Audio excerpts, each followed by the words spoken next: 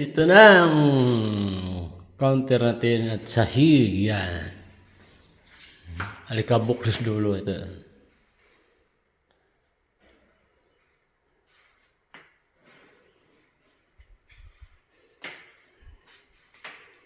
Yan na guys. Malinis na. Pero itong sahig guys, first coating pa lang. Dodoblihan pa ito ulit. Yan. Ang kulang na lang yung bakal sahig dyan. Yan na lang ang pinturahan. Kung may pintura si madam.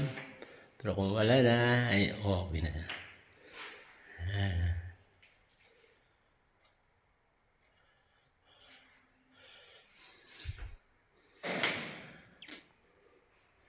Guys, tingnan nyo kung maganda ba o ano.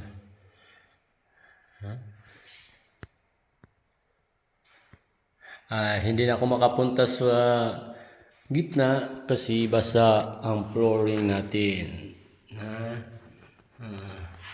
Basa ang flooring. Dito muna tayo. At maya maya patuyuin natin at dodoblihan. Thank you for watching guys.